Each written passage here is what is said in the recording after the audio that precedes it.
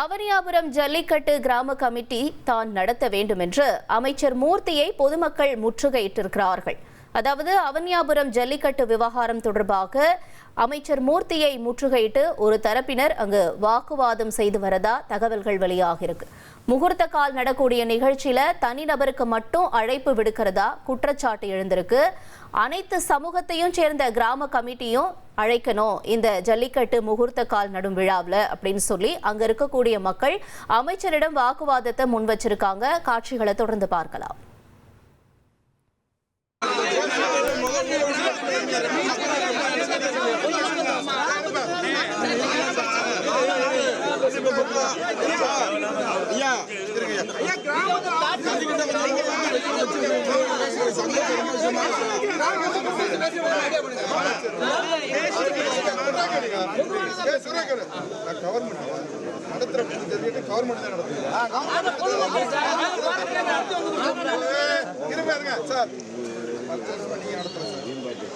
Court high court இது சொல்லுங்க. High court judge retired judge collector இந்த தலைமையில் கொஞ்சம் அந்த ஆர்டரை கொஞ்சம் படிங்க. கோச்சுக்கிறாங்க.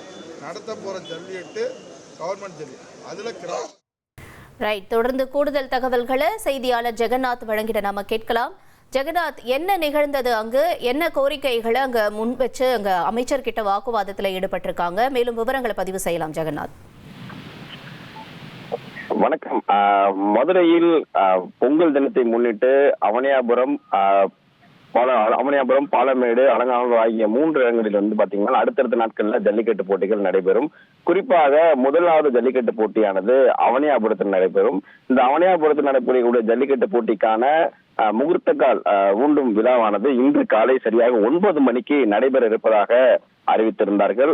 இதற்காக சிறப்பு விருந்தினராக அமைச்சர் மூர்த்தி அவரை அழைத்திருந்தார்கள். இந்த நிலையில் பார்த்திருந்தால் தற்போது இந்த முகூர்த்தக்கால் நடும் நிகழ்ச்சியில் தனி நபருக்கு மட்டுமே அழைப்பு கூறியிருக்கிறார்கள்.